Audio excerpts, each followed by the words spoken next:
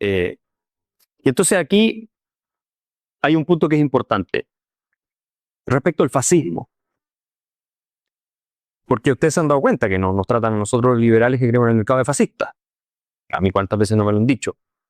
Y se lo han dicho a, no sé, a Milei, a todo el mundo. Vean ustedes lo que dice Mussolini, donde Mussolini explica la doctrina del fascismo. Así se llama el texto que él escribió. Y él define y explica. Mira, el fascismo es esto. El fascismo es esto. Dice que la concepción del fascismo es antiindividualista. Destaca la importancia del Estado y acepta que al individuo solo en la medida en que sus intereses coinciden con los del Estado. Eso es el fascismo, lo dice Mussolini. Ahora va a llegar Vinter y me decir que Mussolini no sabía nada de fascismo. ¿No? ¿Qué sabía Mussolini de fascismo, no es cierto? Es opuesto al liberalismo clásico. Oh, lo dice Mussolini. Mussolini te dice, mira, nosotros somos una reacción contra el liberalismo. O sea, el fascismo es exactamente lo contrario a lo que nosotros defendemos en la Fundación para el Progreso, el liberalismo clásico. Lo dice Mussolini, no lo estoy diciendo yo.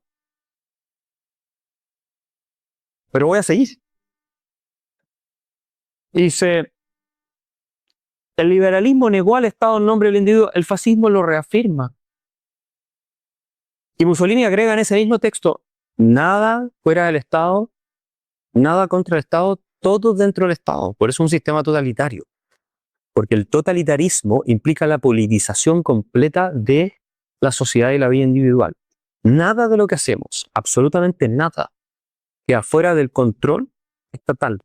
Por eso, Yo-Yo Jackson quería estatizar al Letón, porque es un fascista, porque no puede haber nada fuera del Estado, ¿se fijan?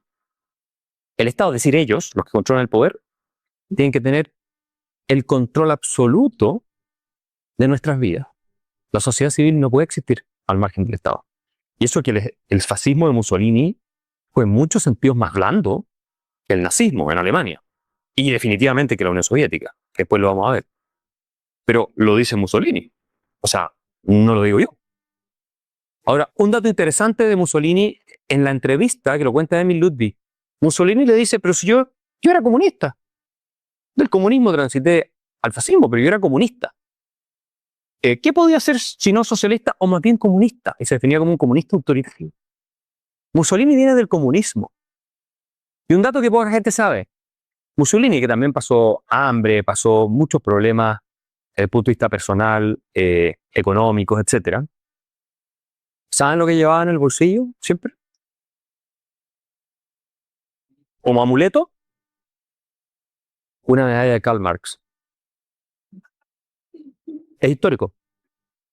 Mussolini llevaba siempre en el bolsillo una medalla de metal de Karl Marx. Mussolini tiene sendas citas elogiando a Marx. Lo había leído y él se había comprado completamente esto de la lucha de clases. Lo que pasa es que después en el fascismo él transita, siendo un anticapitalista furibundo, a una posición más pragmática respecto del tema de la lucha de clases como revolución armada para matar a todos los burgueses. Y en ese sentido el fascismo de Mussolini es mucho menos sangriento que la revolución leninista, mucho menos. ¿Ah? Pero piensen ustedes que, por un lado, Mussolini dice, mira, nosotros somos lo contrario del liberalismo, no nos vengan a confundir aquí con estos delincuentes. ¿Ah? Nosotros sí somos los de verdad, los que queremos que todo esté dentro del Estado, pero bajo el poder nuestro. Y por otro lado, él anda con una medalla de Karl Marx en el bolsillo. ¿A quién se parece más? ¿A la gente del Frente Amplio? ¿Es del Partido Socialista y toda la izquierda latinoamericana, incluso europea? ¿O de los liberales que defendemos el Estado mínimo? Si nosotros somos todo lo contrario. No se olviden nunca del dato de que Mussolini, para que cuando discutan con algún amigo zurdo, que nunca falta el zurdo que no tiene amigos, pero no ha leído nada, pero es zurdo igual. Sí, porque no podéis ser zurdo si eres una persona formada, a menos que ya tenga una desviación de carácter, yo creo. Oye, pero si Mussolini andaba con una medalla de Karl Marx en el bolsillo. Por muchos años anduvo con esa medalla. Ah, no. Sí. Sí.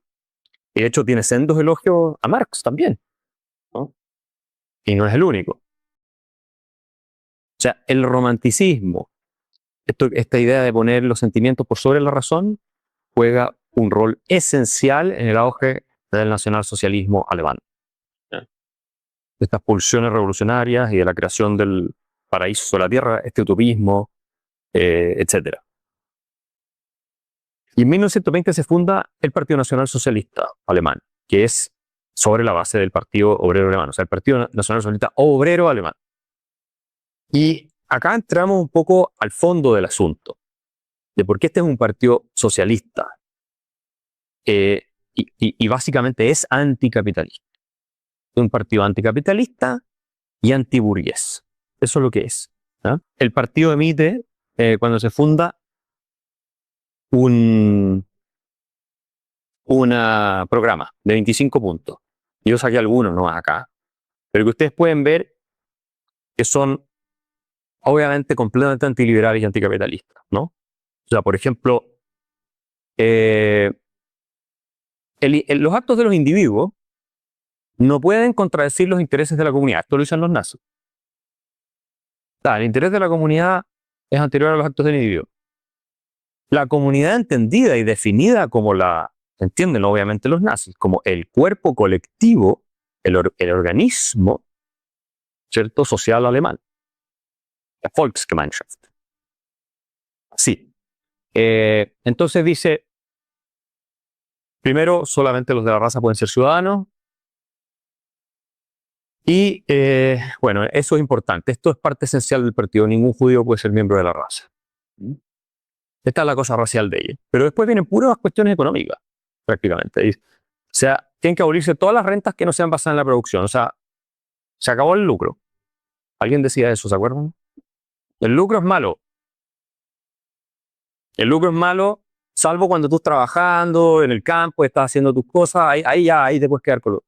Pero el lucro, por definición, es malo, ¿ya? En términos generales, ¿no?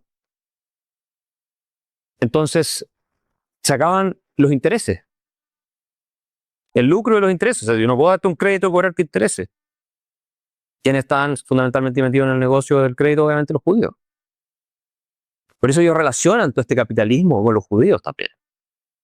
Pero no es solo eso, ¿no? No es solamente un tema de raza.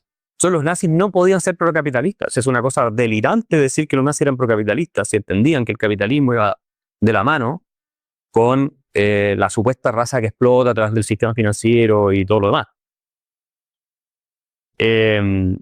La nacionalización de todas las empresas asociadas para formar monopolio, que en el fondo en esa época en Alemania era casi todas las empresas, porque no teníamos mercados integrados abiertos como existen hoy día.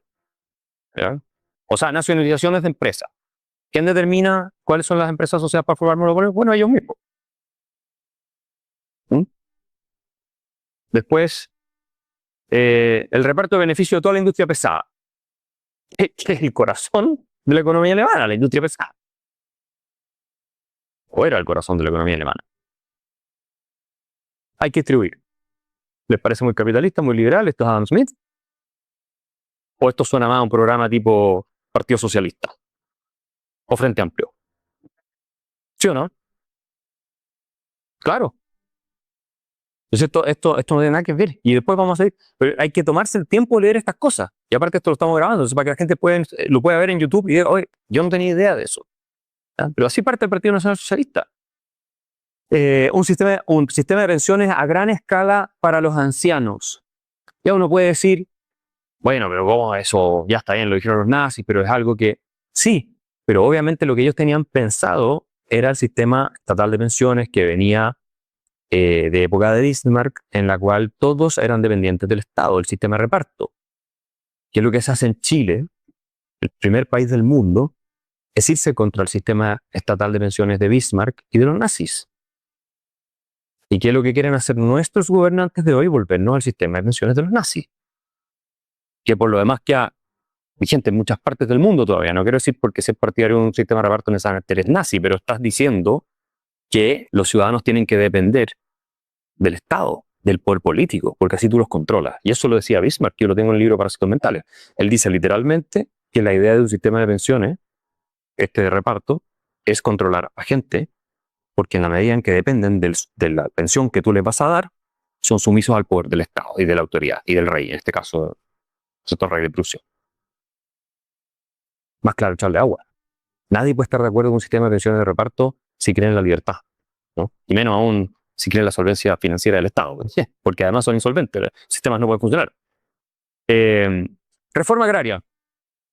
Una reforma agraria para expropiar gratuitamente las tierras para fines de utilidad pública.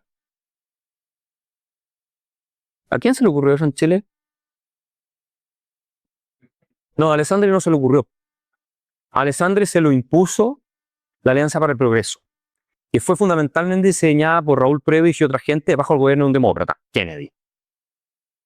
Y él, Alessandri, como tenía dudas, la mano de la reforma del macetero, porque en realidad, y todavía quedaba contemplada el pago, no la expropiación gratuita. El pago real de lo que te está, eso después se fue cambiando. ¿Y quién aceleró todo este proceso? Eduardo Frei Montalva, que era un gran admirador de Mussolini y que tiene artículos elogiando a Hitler. Eso está en el libro de Víctor Faría de La muerte del camaleón. Lo tienen todos los documentos. Pero sobre todo después Salvador Allende, el izquierdo. La reforma agraria, bueno, no fue solo en Chile, fue en toda América Latina. ¿Ya? De nuevo, no necesariamente eras nazi si creías en una reforma agraria, pero de lo que definitivamente no eres es alguien que cree en el capitalismo, la propiedad privada. O sea, una reforma agraria que, además a principios del siglo XX, la tierra sigue siendo una fuente importante de riqueza en muchas partes. ¿Ah? En Alemania tampoco era irrelevante, por mucho que haya sido un país industrializado. Entonces, mire, le queremos quitar, robar, o sea, apropiar, sin pagar a toda esta gente. Eso lo dicen los nazis en el año 1920. No, pero es que eran capitalistas, eran liberales. ¿De qué carajo están hablando? ¿Pero de qué carajo están hablando? Los nazis son socialistas. Socialistas, igual que los socialistas que gobiernan hoy día en Chile. Idéntico en su filosofía económica. Idéntico. ¿Ya? Después vamos a ver algunas diferencias que hay con el marxismo, comunismo de la Unión Soviética, pero por lo demás, el anticapitalismo es de la esencia del nazismo. A menos que ustedes crean que esto es capitalismo, ¿no? La reforma agraria, bueno, combatir a todos los que actúen contra el interés general. ¿Y qué es eso? Obviamente que es totalitarismo, porque ¿quién define lo que es el interés general? El Partido Nacional Socialista. El Estado tiene que inculcarse en la mente a la gente. ¿Quién cree en eso? ¿Los liberales creemos en que a los niños hay que adoctrinarlos con el concepto de Estado en la cabeza? ¿O los socialistas y la gente del Frente Amplio? Y la izquierda en América Latina, los kirchneristas, ¿ah? La gente que sigue allá en Bau Morena, en México. ¿Quién cree en esto? O sea, yo creo que podría dejar la presentación hasta aquí. Yo creo que ya los convencí de que los nazis no eran capitalistas ni liberales. Pero voy a seguir. Porque hay gente que tal vez puede no estar convencida todavía. Bueno, ¿qué dice Hitler? Lo mismo que Mussolini. En 1933 Hitler dice, si la cosmovisión liberal en su deificación de lo individuo individual debe conducir a la destrucción del pueblo, el nacionalsocialismo, por lo tanto, desea salvaguardar al pueblo como tal, si es necesario incluso a expensas del individuo. Más claro, echarle agua a esto. ¿Ah? O sea, esto podría estar en el programa de gobierno de Boric. El pueblo, ¿no? El pueblo primero. ¿Quién habla así todo el tiempo? Los comunistas. La gente izquierda. El pueblo, no el individuo. El individuo destruye al pueblo, persiguiendo sus intereses de egoísmo y todo lo demás. Esto lo dice Hitler, el año 1933. Dice, es esencial que el individuo comprenda paulatinamente que su propio ego es insignificante comparado con la existencia de todo el pueblo, el colectivo, ¿no es cierto? Y por lo tanto la posición de este ego único está determinada exclusivamente por los intereses del pueblo en su conjunto. Nosotros somos tíos del pueblo. ¿Y quién es el pueblo? Bueno, el Führer encarna el pueblo, ¿no? El poder del Estado, digámoslo. Y después dice, sobre todo debe comprender que la libertad de pensamiento y voluntad de una nación, la nación tiene libertad de pensamiento. Fíjense las categorías colectivistas. No, porque si nosotros somos la nación en todo este grupo que está acá, tenemos libertad de pensamiento. Lo que está diciendo Hitler es que tenemos libertad de pensamiento como grupo, pero no como cada uno como individuo. ¿Cuál es tu nombre? Kimberly. No tú, sino que todos juntos, así que tú no puedes hablar. Ah, tú tampoco. No, tú tampoco, tú tampoco, tú tampoco. No, es que es el grupo, no ninguno de ustedes en particular. Pero el grupo soy yo, porque el pueblo soy yo. Entonces la libertad de pensamiento es para mí. Y si ustedes están en contra mía, están en contra del pueblo, que soy yo. ¿Se le parece liberal eso? ¿Ah? Y entonces termina diciendo el interés superior de la comunidad, de aquí poner límites a los intereses del individuo y de imponerle deberes. O sea, Hitler está diciendo, si nosotros somos lo contrario al liberalismo, está de acuerdo con su gran amigo y aliado Mussolini. Mussolini dice, somos contrarios al liberalismo clásico, Hitler dice, nosotros somos lo contrario al liberalismo clásico. Pero vienen los zurditos a decir, no, es que los nazis eran liberales, o eran capitalistas liberales, eran de derecha. ¿Ah? Tratan de vincularlo a los que pensamos en el libre mercado. ¿No? Pero piensen ustedes, antes de entrar a la parte económica, específicamente, ¿cómo puede haber libre mercado si tú tienes bajo la filosofía de que los intereses del individuo tienen que estar completamente sometidos a los del colectivo? ¿Cómo vas a perseguir tú tu interés? Que eso es la esencia del libre mercado, que cada uno persigue sus fines, ¿cierto? Produce lo que quiere producir, intercambia lo que quiere intercambiar, trabaja lo que quiere trabajar, hay libertad de precios, libertad de contrato, persiguiendo nuestros fines, ¿cierto? Ese era el libre mercado. Eso es incompatible con una idea colectivista en la cual el individuo tiene que estar sometido a los fines del colectivo, que además, ¿quién los determina? Porque ¿quién determina los fines del colectivo? Si el colectivo no está, oiga, señor colectivo, dígame cuáles son sus fines. Los determina el que se atribuye a sí mismo la posición de representar al colectivo. El dictador, el Stalin, el Fidel Castro, el Hitler, el Chávez, el Allende, cualquiera de todo esto. Ellos también nos interesan el pueblo, el colectivo, lo que sea. O los nazis utilizaban el concepto de pueblo todo el tiempo. La esencia del discurso de los nazis en la retórica es el concepto de Volk, pueblo. No es que hablaban del individuo y esto, o sea, el pueblo. Igual que lo hablan los comunistas todo el tiempo, el pueblo, el pueblo, el pueblo. O sea, que no es algo... y aquí tienen ustedes la bajada económica que hace Hitler. Estas son declaraciones de Hitler. ¿Cuál es la interpretación económica de esta filosofía colectivista? ¿Ya? ¿Y por qué lo estoy citando? Porque si yo lo digo así, ustedes no van a ver la cita y la fuente textual. Entonces hay que ver qué dijo este tipo para entender bien. Estas son citas que no se reproducen nunca en ninguna parte y que es muy necesario conocerlas. Entonces dice, tendremos que abandonar la idea de que el beneficio individual es lo más importante. El beneficio individual no es el lucro, no. No me vengan con la cosa del lucro. Eso no es lo más importante. Y que el interés propio del individuo se deriva el beneficio del conjunto. O sea, Hitler está diciendo, es mentira que de la persecución del interés propio se deriva un beneficio para la mayoría o para el conjunto, para el grupo. Eso está diciendo. Contrario a lo que decía ¿quién? Adam Smith. Adam Smith dice, pero precisamente lo contrario a la riqueza de las naciones. Ahí se lo voy a mostrar. Entonces, dice, el beneficio de la comunidad determina el beneficio individual, no al revés. Claro, porque si tú tienes la idea de controlar el poder total, la única manera de hacerlo es reclamando que tú eres la voz del pueblo y el interés de la comunidad, que tú lo encarnas. No puedes decir que cada persona persiguiendo su interés va a mejorar a la sociedad de manera espontánea, como decía Hayek, el orden espontáneo. No, porque yo quiero controlarlo todo. No los puedo dejar en libertad de acción. Yo tengo que inventar una retórica, tengo que decirles a ustedes, en este tribalismo, ¿no? Que si ustedes actúan cada uno por su lado, esto perjudica a todos como conjunto. Entonces hagan lo que yo les digo que tienen que hacer. Yo los tengo que controlar. Porque yo entiendo su bien, el bien del pueblo, donde ustedes pertenecen, mejor que ustedes. Y tengo que imponérselo incluso a patadas si es necesario. Porque yo represento al pueblo, yo tengo un acceso a una verdad que ustedes no. Porque cada uno de ustedes es inferior, entonces está mirando su propio interés. En cambio, yo sí soy capaz del interés del conjunto. ¿Verdad? Eso es lo que hay detrás de esto. ¿Y qué dice? Es que si dejamos a la gente perseguir su interés individual, van a seguir un egoísmo que destruirá la comunidad. ¿A quién le oímos esto todo el tiempo? ¿Quién dice todo el tiempo que si uno deja al mercado actuar con libertad y que las personas persigan su interés y todo lo demás van a destruir a la comunidad? ¿Quién dice esto? Y después viene otra cita de Hitler que yo quiero para que ustedes vean mejor. La opinión de que el uso de una fortuna sin importar su tamaño es solo un asunto privado del individuo debe corregirse. Aún más en el Estado Nacional Socialista, porque sin la contribución de la comunidad ningún individuo habría podido disfrutar de tal ventaja. ¿Les parece propio de los capitalistas neoliberales salvajes decir, oye, sí, puedes ser rico, pero Tú no puedes decir sobre tu derecho de propiedad. No puedes decidir lo que vas a hacer con tu plata. ¿Eso defendemos los liberales? ¿Pro mercado?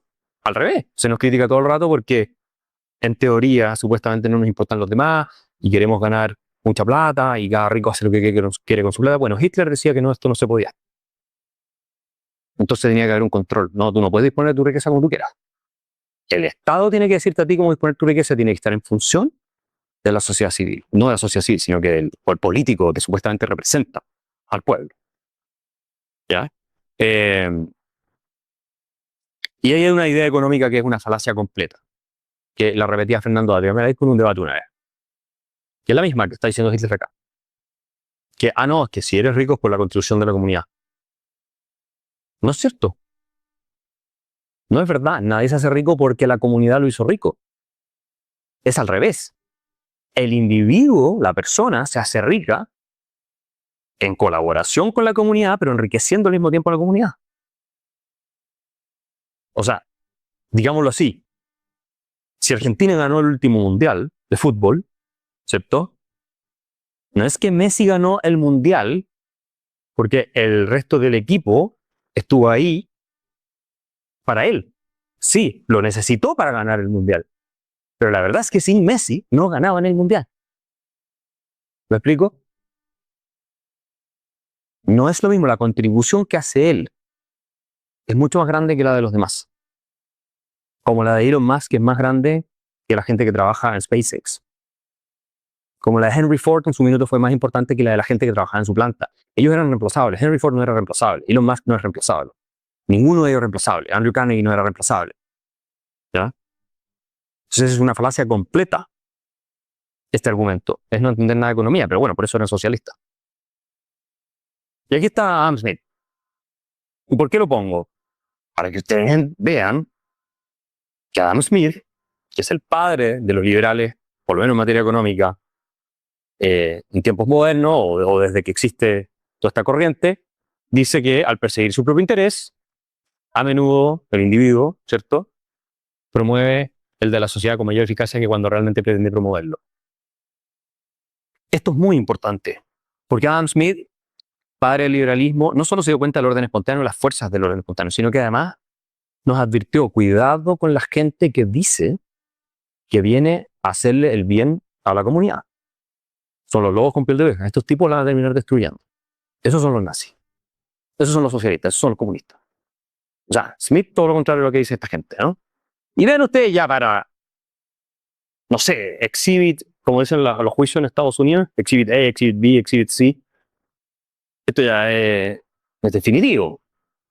Hay un discurso del año 1921 donde Hitler lanza las típicas diatribas de Hitler, habla un largo rato y dice que, bueno, que no el sionismo, sino que el judaísmo, que esto, que lo otro, a los bolcheviques, qué sé yo. Y él dice, nosotros no estamos luchando contra el capitalismo judío cristiano, luchamos contra todo capitalismo. Porque claro, él identifica el capitalismo como una fuente de opresión, especialmente a través del cobro de los intereses, el capitalismo financiero que se asocia con los judíos y todo, de la gente, ¿no? No como una fuente de progreso, sino que al revés, como una forma de opresión. Entonces, hacemos que el pueblo sea completamente libre. Claro, en eso terminó el régimen nazi, y el pueblo era completamente libre, por supuesto, se entiende, ¿no es cierto? Tú tienes que luchar contra el capitalismo si quieres establecer un totalitarismo. No ha existido ningún país donde tú hayas eliminado la libertad económica que no haya terminado siendo totalitario. Ni uno solo. Y esta es una cita que se le suele atribuir a Hitler. Yo lo he leído en varios libros atribuidos a Hitler. En otro libro hace poco lo leí, una historia italiana atribuida a Himmler, pero y en algún momento yo pensaba que la había dicho Hitler, pero la dice Gregor Strasser, que es presidente del Partido Nacional Socialista. ¿Ya?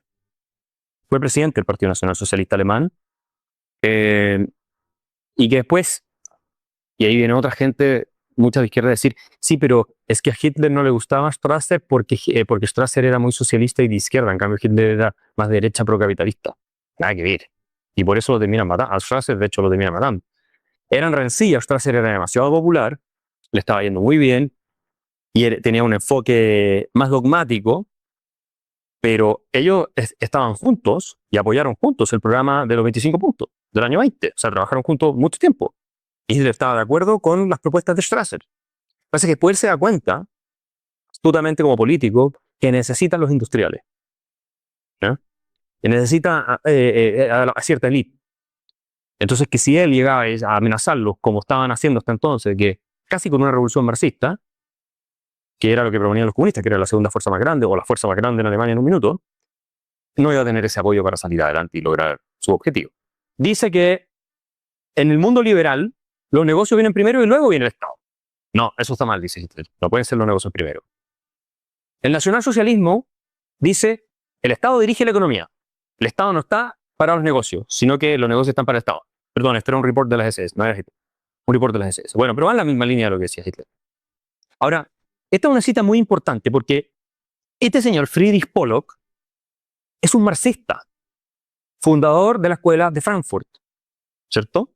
Que se funda, se conoce el 23 como el Institut für Sozialwissenschaft en Alemania, fundado por un empresario alemán, Felix Weil, argentino, en realidad argentino de origen alemán, que tenía una fortuna enorme heredada, y él crea este instituto y ahí van figuras importantes como Horkheimer, Adorno, sí, hay varios ahí, ¿no? Que salen de la escuela de Frankfurt. Después está Marcuse, toda esa gente. Y este señor dice, este es marxista, o sea, este es un hombre que es de izquierda, nadie lo puede dudar, y dice, creo que el nazismo debería describirse como la destrucción de todos los rasgos esenciales de la propiedad. Salvo una excepción, que no sé por qué no la... Incluso a las empresas más poderosas se les negó el derecho a establecer nuevos negocios en áreas donde esperaban los mayores beneficios, o a interrumpir la producción cuando ésta se volvía no rentable. Esto lo dice una persona marxista, que se pelea con Horkheimer porque es uno de los que parte diciéndonos que los nazis son capitalistas. Dice, no sabes de lo que estás hablando.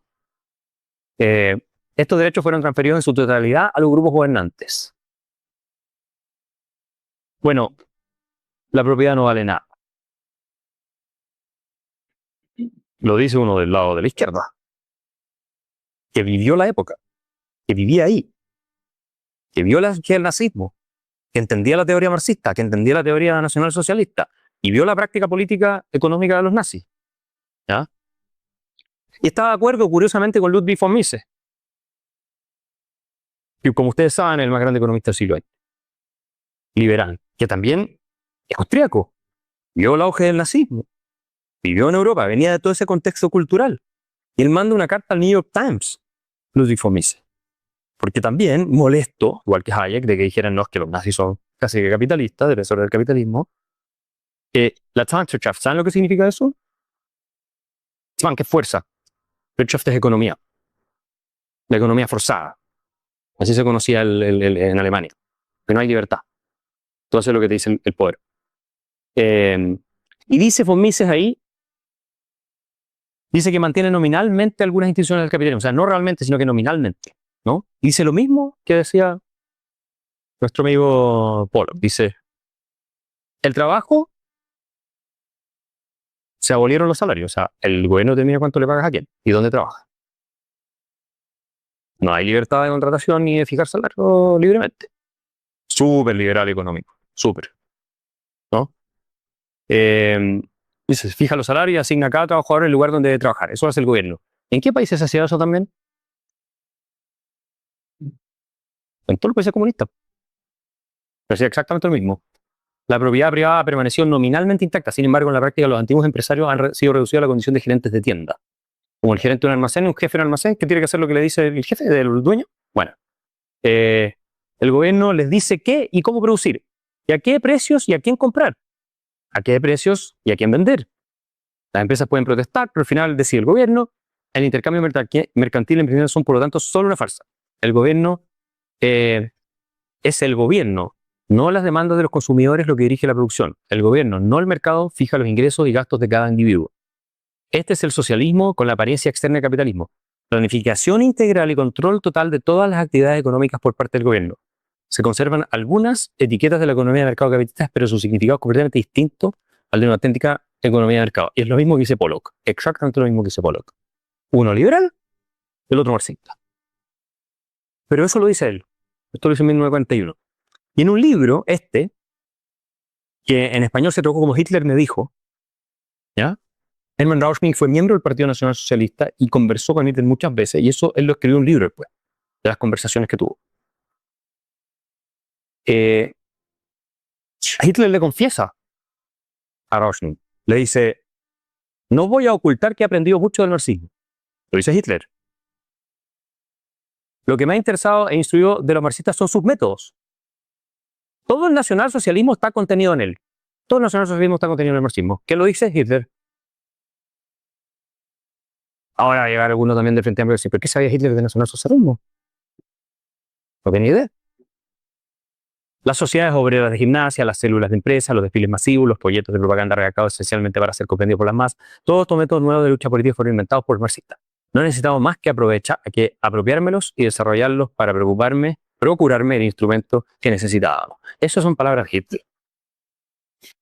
No, pero los marxistas, es obvio, persiguieron a los comunistas, claro. Los comunistas eran, como dice von Hayek en Camino y Servidumbre, que es del año 44, cuando Hitler estaba en el poder. Los comunistas eran una facción rival que pensaba exactamente lo mismo, en términos esenciales. Sí, uno tenía un elemento internacionalista, el nazismo era tener un elemento conservador, uno enfocaba la cuestión en la clase mucho más, el otro en la raza mucho más, pero en términos generales, la esencia totalitaria, anticapitalista de los dos sistemas o de los dos movimientos es la misma. Es la misma. Y la raíz epistemológica de ambas ideologías es la misma. ¿Ok?